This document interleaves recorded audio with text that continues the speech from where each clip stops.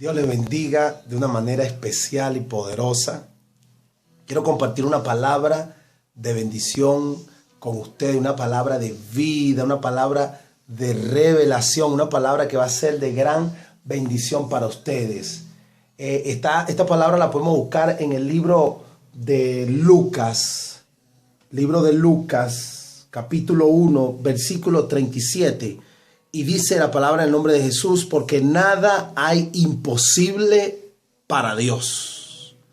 Porque nada hay imposible para Dios.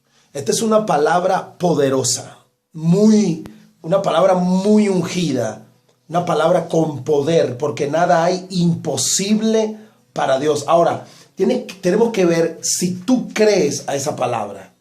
¿Crees que nada es imposible para Dios? ¿Crees que nada en tu vida es imposible para Dios? Eso tienes que creerlo. Si no lo crees, nadie lo va a poder creer por ti. Nada hay imposibles para Dios. Todo lo creó Dios, todas las cosas fueron creadas por Dios, todas las cosas que hoy existen, todas las cosas que hoy vemos, todo lo que existe en el universo, en el espacio, en el cosmos, en las galaxias, todo lo que existe más allá de nuestro entendimiento, todo lo que fue creado por Dios, existe por su palabra, existe porque Dios lo creó.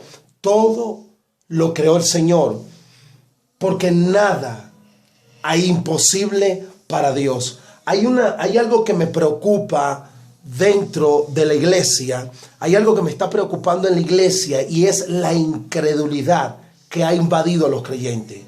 He encontrado más incredulidad dentro del pueblo de Dios que afuera. He encontrado más incredulidad dentro del pueblo de Dios que afuera. No sé qué está pasando. Muchos llegaron a Cristo por fe, creyeron en el Espíritu, con el poder del Espíritu, creyeron en el poder del Espíritu, creyeron en la manifestación del Espíritu, en la manifestación del Espíritu Santo, y hoy están viviendo en duda, en incredulidad y incertidumbre. Esto no debe ser así. Tu fe debe ir en aumento. Usted tiene que aprender a vivir en el Espíritu, caminar en el Espíritu, vivir en el Espíritu, hablar en el Espíritu, orar en el Espíritu, vivir en el Espíritu, caminar en el Espíritu. Tienes que convertirte tú y Dios en la palabra. Tienes que ser uno con Dios en su palabra, uno con su palabra viva. La palabra de Dios tiene que fusionarse a tu vida espiritual. La palabra de Dios tiene que fusionarse a ti. Dios quiere que usted viva en el Espíritu. Dios quiere que usted entre a niveles de regiones espirituales nunca antes vista por ti. Hay niveles espirituales que Dios desea llevarnos. Hay niveles espirituales donde Dios quiere introducirnos, pero depende de nosotros. Depende de que nosotros podamos hacer que esta palabra se fusione a nuestras vidas.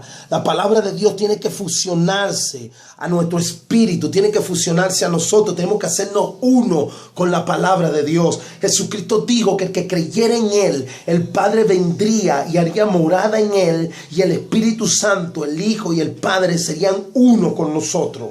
Es la palabra de Dios que está hecha uno con nosotros. Tienen que aprenderse a ser uno con la palabra de Dios. Fusionarte con la palabra de Dios. Una cosa es la realidad y otra cosa es la palabra de Dios. Una cosa es la realidad y otra cosa la palabra de Dios. La realidad puede decir que estás enfermo, pero la palabra de Dios dice que por su llaga fuimos nosotros curados. La realidad puede decir que tú no tienes ni siquiera para pagar un pasaje, pero la verdad de Dios dice que no le faltará al justo el bien, que el bien lo seguirá todos los días de su vida. La realidad puede decir que no tienes nada que comer, pero la palabra de Dios dice que no hay justo desamparado, ni su simiente que me diga el pan. Una cosa es tu realidad y otra cosa es la verdad de Dios.